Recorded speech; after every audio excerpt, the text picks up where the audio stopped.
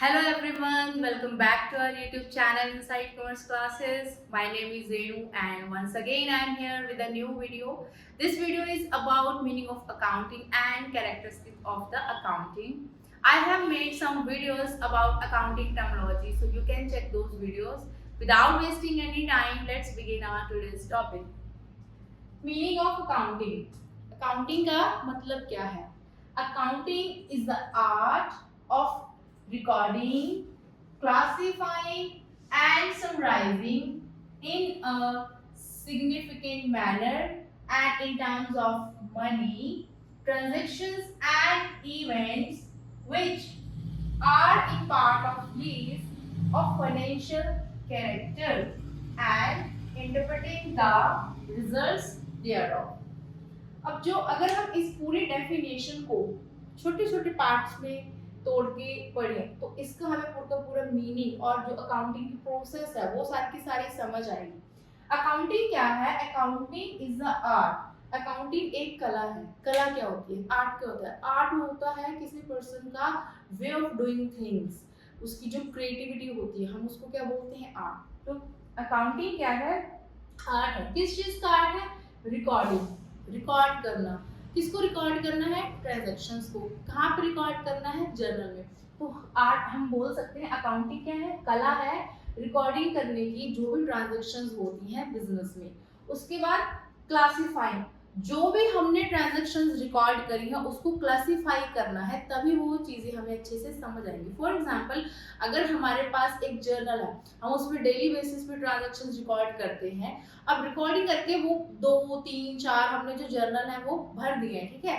और अगर हमें किसी पर्टिकुलर चीज का बैलेंस फाइंड करना हो, फॉर एग्जांपल हमारा एक कस्टमर है, उसका नाम है मिस्टर वाई, और मिस्टर वाई का हमें अगर बैलेंस फाइंड करना है कि हमने उसको कितने पैसे देने हैं, उसका कितना बैलेंस है हमारी बुक्स में, तो क्या हम जर्नल रिकॉर्डिंग करने के बाद जर्नल तो बहुत ज्यादा हो जाएगा ना, तो क्या जर्नल से फाइंड कर लेंगे? नहीं। उसके लिए हमें क्या करना पड़ेगा?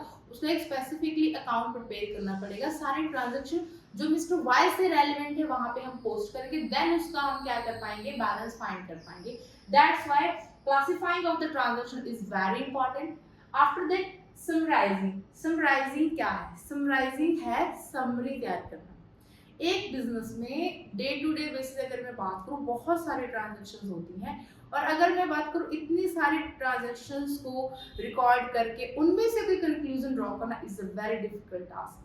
तो फिर हम क्या करते हैं? हम उस इतने सारे डेटा को बहुत छोटा करते हैं, मतलब कि हमने जर्नल में इतनी सारी ट्रांजैक्शन रिकॉर्ड कर रखे हैं, फिर हम उसको लेजर बनाते हैं छोटे छोटे, ठीक है। उनके बैलेंसेस फाइंड करते हैं, उन बैलेंसेस से हम ट्रायल बैलेंस बनाते हैं, देन हम प्रॉफिट एंड लॉस अकाउंट बनाते हैं ताकि हमें पता चल सके साल के एंड में कितना प्रॉफिट हुआ है, कितना लॉस हुआ है। एंड हम और क्या बनाते हैं?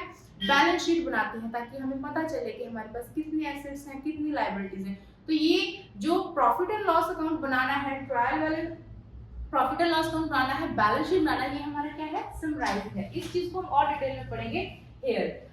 अगर मैं बात करूं समराइज करते इन अ सिग्निफिकेंट मैनर, ऐसे नहीं है कि अपनी मर्जी से हमने ऐसे रिकॉर्ड कर दिया, कुछ भी लिखे नहीं। एक अकाउंट बनाने का एक प्रॉपर प्रोसेस होता है, उस प्रोसेस को हमने फॉलो करना है। And in terms of money. अच्छा, इन टर्म्स ऑफ मनी का मतलब है कि जो भी हमने रिकॉर्ड करनी है चीजें उसको हमने मनी में रिकॉर्ड करना है। लेट्स सपोज कि अगर आप एक फर्नीचर डीलर हो, आपकी फर्नीचर की शॉप है, आप फर्नीचर बेचते हो, तो आप ये नहीं लिखोगे कि आज हमने 2 बेड बेचे हैं, 2 हमने सोफा सेट बेचे हैं, या हमने आज 50 चेयर्स बेची हैं। नो, आप लिखोगे कि अगर आपने 50 चेयर्स बेची हैं एक दिन में, आपकी जो सेल है 50 चेयर्स है, और एक अगर चेयर का जो प्राइस है 100 है, तो आपने कितनी चेयर्स बेची हैं? 5000 की चेयर्स बेची। तो आपका लिखोगे सेल ऑफ द चेयर्स, और अमाउंट आपकी क्या होगी? 5000 होगी। तो ये इसका मतलब होता है इन टर्म्स ऑफ मनी कि जो भी हमारी ट्रांजैक्शंस होती हैं हम उसको मनी फॉर्म में लिखेंगे। Transactions and events. अभी ट्रांजैक्शन का मतलब क्या होता है? अकाउंटिंग टर्मिनोलॉजी में वैसे हमने डिस्कस किया था। ट्रांजैक्शन का मतलब होता है एक्सचेंज, लेन देन। आपने कुछ बेचा, आपने कुछ खरीदा, आपके पास पैसा आया, है ना। तो ये क्या होती है? ट्रांजैक्शन होती है। इवेंट्स जो होते हैं वो ट्रांजैक्शंस के क्या होते हैं? रिजल्ट्स होते हैं, okay, which are in part of list of financial character. अब इसका मतलब क्या है? वो जो ट्रांजैक्शंस हैं या इवेंट्स हैं वो फाइनेंशियल कैरेक्टर के होने चाहिए, मतलब कि वो मनी से रेलिवेंट कोई चीज हो जिसका बिजनेस पे इन्फ्लुएंस पड़ रहा हो। फॉर एग्जांपल एक दिन में सुबह से लेकर शाम तक बिजनेस में बहुत सारी क्या होती हैं इंसिडेंट्स होते हैं, ठीक है। अब उसमें से हर चीज है वो बिजनेस में रिकॉर्ड करने वाली नहीं होती है। फॉर एग्जांपल अगर आपका एक मैनेजर है, he is very honest, very talented, और वो जॉब छोड़ के जा रहा है, वो रिजाइन कर रहा है, अब उसके बिजनेस से जाने से नो डाउट आपके बिजनेस पे इफेक्ट तो पड़ेगा, बट क्या आप उसको मनी में मेजर कर सकते हो? क्या वो फाइनेंशियल कैरेक्टर का है? नहीं ना। तो आप उसको रिकॉर्ड नहीं करोगे, आप रिकॉर्ड वो चीजें करोगे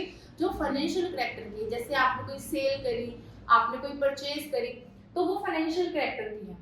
and interpreting the results there. अब ये सारी ट्रांजैक्शन से जो रिजल्ट्स निकलेंगे हम उनको क्या करेंगे? इंटरप्रेट करेंगे, उनसे कंक्लूजन्स ड्रॉ करेंगे। तो ये क्या है हमारी, ये हमारी अकाउंटिंग की सारी प्रोसेस भी हो और ये हमारा अकाउंटिंग का मीनिंग भी है। अब ये डेफिनेशन है, ये किसने दी है? The American institute of certified public accountants, ये एक ऑर्गेनाइजेशन है, उनकी तरफ से डेफिनेशन दी गई है। और ये डेफिनेशन अपने आप में पूरा मीनिंग क्लियर करती है अकाउंटिंग का, और जो अकाउंटिंग की प्रोसेस है उसको भी समझाती है कि हम अकाउंटिंग में क्या क्या करते हैं। I hope it is clear. आगे चलते हैं, we will discuss now characteristics of the accounting. Accounting की जो कैरेक्टरिस्टिक्स हैं या फिर मैं बोलूं जो उसकी एट्रीब्यूट्स हैं वो क्या है। The first is identification of the economic events. सबसे पहले हम क्या करेंगे? हम फाइंड करेंगे, हम देखेंगे कि जो भी इवेंट्स हैं क्या वो इकोनॉमिक है, क्या वो मनी से रेलेवेंट है। क्योंकि मैंने अभी बताया ना कि हम हर चीज बिजनेस में रिकॉर्ड नहीं करते, हम वही चीजें रिकॉर्ड करेंगे जो फाइनेंशियल कैरेक्टर की है। अब एग्जांपल दी मैंने मैनेजर की, एक और हम देखते हैं एग्जांपल। जैसे कि आप एक बिजनेसमैन हो, फर्नीचर में डील करते हो, आपके पास कोई पर्सन कस्टमर कॉल करके आपसे फर्नीचर के कुछ प्राइसेस पूछता है, वो उसने कोई सोफा सेट का प्राइस पूछ लिया, उसने कुछ चेयर्स का प्राइस पूछ लिया, ठीक है। अभी उसने जस्ट डिस्कशन किया है और उसने अभी आपको ऑर्डर दिया नहीं है, तो क्या आप उसको रिकॉर्ड करोगे? नहीं, अभी ऑर्डर नहीं आया। और अगर ऑर्डर आ भी जाता तो भी हम रिकॉर्ड नहीं करते जब तक आप या तो गुड्स सेल ना कर दो या फिर आपके पास एडवांस में कुछ मनी ना आ जाए, तभी वो ट्रांजैक्शन कहलाएगी। जब कुछ ना कुछ आपकी तरफ से जाए या फिर आपकी तरफ से नहीं जा रहा, उनकी तरफ से कुछ आए, जैसे उनकी तरफ से मनी आ रही है एडवांस में, या फिर मनी नहीं आई, आपने क्या है सोफा सेंड कर दिया या फिर अपनी चेयर सेंड कर दी, तो जब कुछ ट्रांजैक्शन होगी तभी रिकॉर्ड करेंगे। और अगर वो फाइनेंशियल कैरेक्टर की नहीं है, जैसे जस्ट एक कन्वर्सेशन है, कस्टमर ने आपसे फोन पे बात करके प्राइस जानने की कोशिश करी है, उसने जानने की कोशिश करी आपके पास क्या क्या अवेलेबल है, तो वो हम रिकॉर्ड नहीं करेंगे। आई hope it is clear now. Classification of business transaction. अब इसका क्या मतलब है? जब हमने आइडेंटिफाई कर लिया कि ये जो ट्रांजैक्शन है क्या ये इकोनॉमिक इवेंट है कि नहीं है, क्या ये फाइनेंशियल नेचर की नहीं है, उसको बाद हम उसको क्लासिफाई करेंगे। क्लासिफिकेशन ऑफ ट्रांजैक्शन क्या करेंगे? हमें हेल्प करेगी उन ट्रांजैक्शन को अवॉइड करने में जो हमने रिकॉर्ड नहीं करनी, और उन ट्रांजैक्शंस को हम रिकॉर्ड कर लेंगे जिसका क्या है बिजनेस में कोई ना कोई इम्पैक्ट पड़ रहा है। Next is measurements in terms of rupees. इसका क्या मतलब है? जो भी ट्रांजैक्शंस हो रही हैं बिजनेस में हम उसको मनी में मेजर करेंगे। जैसे कि मैंने एग्जांपल दी ना अभी यहाँ पे कि हम क्या करेंगे इन टर्म्स ऑफ मनी में, मैंने एग्जांपल दी कि हम उसको मनी में मेजर करेंगे जो भी आपकी सेल हो रही है। सेम है, अगर ये मार्कर है, मैंने 10 मार्कर सेल किए, तो मैं ये नहीं लिखूंगी कि आई हैव सोल्ड 10 मार्कर्स। मैं क्या लिखूंगी? एक मार्कर का अगर प्राइस 10 रुपीज है और मैंने 10 ही सेल किए हैं, तो मैं क्या लिखूंगी? 100 रुपीज की मेरी सेल हुई है मार्कर्स की। तो इसका क्या मतलब है कि हम मेजरमेंट करेंगे रुपीज में जो भी हमारी ट्रांजैक्शंस हो रही हैं। Next is recording business transactions. जो भी बिजनेस की ट्रांजैक्शंस हैं हम उसको क्या करेंगे? रिकॉर्ड करेंगे। अब रिकॉर्डिंग कहाँ पे होती है? रिकॉर्डिंग हमारी होती है जर्नल में। जर्नल में हमारी क्या होती है? रिकॉर्डिंग होती है। और ये प्रॉपर आपको चैप्टर भी आएगा आगे, हम उसमें बहुत डिटेल में इसको डिस्कस करेंगे। हमने रिकॉर्डिंग क्या करनी है? जर्नल में करनी है। जर्नल को हम डे बुक बोलते हैं, मतलब कि सुबह से लेकर शाम ऑन द डेली बेसिस जितनी भी ट्रांजैक्शन हो रही है उनको हम सबको क्या करते हैं? रिकॉर्ड करते हैं जर्नल में। अब रिकॉर्डिंग के बाद हमने क्या करना होता है?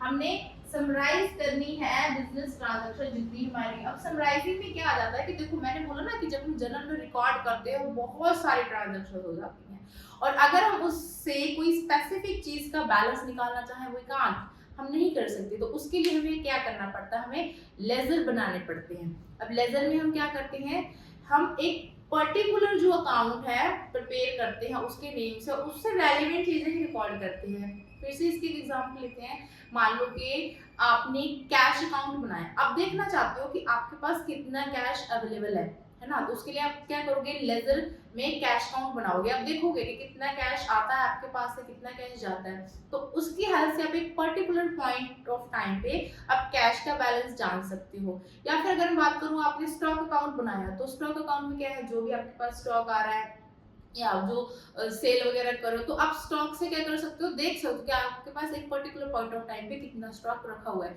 सेम अगर आप किसी पर्सन का अकाउंट बनाते हो, अपने जो सप्लायर है फॉर एग्जांपल, जिससे आप माल खरीदते हो, ठीक है, आपने उसका अकाउंट बनाया, आप उससे माल खरीद रहे हो, आपको उसको पेमेंट कर रहे हो, फिर आपने कुछ मंगाया, फिर उसको पेमेंट कर दी, तो उसका भी अगर एक पर्टिकुलर पॉइंट ऑफ टाइम पे जानना चाहोगे कि बैलेंस कितना है, तो वो आप लेजर की मदद से जान पाओगे। फिर लेजर में हमने बैलेंसेस निकाल लिए। अब उस बैलेंसेस की हम क्या करते हैं, फर्दर ट्रायल बैलेंस बनाते हैं। उसमें हम देखते हैं कि हमारे जो कितने बैलेंसेस आ रहे हैं। वो एक वे होता है बिजनेस की अर्थमेटिकल एक्यूरेसी को चेक करने का, कि जो हमारा बिजनेस है उसमें जो हम अकाउंट्स बना रहे हैं, क्या उसकी अर्थमेटिकल एक्यूरेसी है भी या नहीं, हमारे अकाउंट सही बन रहे हैं कि नहीं बन रहे। आफ्टर दैट हम क्या करते हैं, हम बनाते हैं profit and loss account and balance sheet. Profit and loss account हमें हेल्प करता है ये जानने में कि हमने जो बिजनेस किया स्टार्टिंग से लेके एंड तक, हमें क्या प्रॉफिट हुआ या फिर हमें क्या हुआ, लॉस हुआ। और बैलेंस शीट की अगर मैं बात करूं, तो बैलेंस शीट में हम क्या करते हैं, रिकॉर्ड करते हैं अपने एसेट्स, लायबिलिटी एंड कैपिटल। तो वो हमें हेल्प करती है ये जानने में कि हमारे पास कितनी एसेट्स हैं, कितनी लायबिलिटीज हैं, ठीक है। तो इसको हम क्या बोलेंगे, समराइजिंग द बिजनेस ट्रांजैक्शन। हम बिजनेस ट्रांजैक्शन को समराइज करते हैं और उसकी मदद से हम प्रॉफिट एंड लॉस अकाउंट बनाते हैं एंड बैलेंस शीट बनाते हैं। Next characteristic of accounting is analysis and interpreting. इसका क्या मतलब है, एनालिसिस का मतलब होता है डीप स्टडी। जो भी हमने बैलेंस शीट बनाई है, प्रॉफिट एंड लॉस अकाउंट है, उसको क्या करना, एनालिसिस करना, डीपली स्टडी करना, देखना कहाँ पे एक्सपेंसेस हुए हैं, कहाँ पे इनकम्स हुई हैं, कौन से वाले ट्रांजैक्शंस हैं जिसने हमें प्रॉफिट ज़्यादा अर्न करने में हेल्प की। ये सारी चीज़ों को डीपली एनालिसिस करना, उसको हम क्या बोलते हैं, एनालिसिस। अगर मैं बात करूँ इंटरप्रेटिंग की, तो इसमें हम क्या करते हैं, हम इससे कंक्लूजन ड्रॉ करते हैं। हम इसकी मदद से क्या करते हैं, बिजनेस में जो डिसीजन है वो लेते हैं। Last but not least, communication. अब जो भी हमने अकाउंट्स प्रिपेयर किए हैं, चाहे हमने वो प्रॉफिट एंड लॉस अकाउंट बनाया है, चाहे हमने वो बैलेंस शीट बनाई है, अब वो बना लिया, उसका करना क्या है, ऑब्वियस सी बात है उसका कुछ ना कुछ तो यूज होएगा। कौन है उसके यूजर्स, बहुत सारे इसके यूजर्स हैं। जैसे कि ओनर, सबसे पहले तो ओनर इंटरेस्टेड होता है ये जानने में कि उसको साल के एंड में प्रॉफिट्स हो रहे हैं, लॉस हो रहे हैं, उसके पास कितने रिसोर्सेज हैं, कैश कितना है, कितनी लायबिलिटीज है। He is very interested in such things. Okay, तो हम उसको क्या करेंगे, कम्युनिकेट करेंगे। कम्युनिकेट का मतलब हम उसको जो हमने अकाउंट्स बनाए हैं उसको प्रोवाइड करेंगे ओनर को। उसके अलावा और कौन लोग हैं जो इसमें क्या है, इंटरेस्टेड होंगे, इन्वेस्टर्स हैं, क्रेडिटर्स हैं, हमारे जो कस्टमर्स हैं। और अगर मैं बात करूँ, कुछ गवर्नमेंट अथॉरिटीज भी होती हैं जैसे कि इनकम टैक्स डिपार्टमेंट। तो ये सारे यूजर्स हैं, इनके लिए हमने क्या करी है, अकाउंटिंग के जो अकाउंट्स प्रिपेयर किए, हमने प्रॉफिट एंड लॉस अकाउंट बनाया, हमने बैलेंस शीट बनाई है, जर्नल, ये सब हमने किस लिए बनाया है, ताकि इसको यूज किया जा सके, ठीक है। और इसके यूजर्स को हम दो कैटेगरीज में डिवाइड कर सकते हैं, internal user and external user. Internal user में वही ओनर आ जाएगा, मैनेजर आ जाएगा, हमारे जो एम्प्लॉयज हैं ये आ जाएंगे। एक्सटर्नल में कौन आ जाएंगे, क्रेडिटर्स आ जाएंगे, हमारे जो इनकम टैक्स डिपार्टमेंट से ये आ जाएंगे। I hope this topic is clear. Thanks for watching the video. I hope आपको ये टॉपिक अच्छे से समझ आया होगा. Subscribe my channel and like the video. Thank you so much.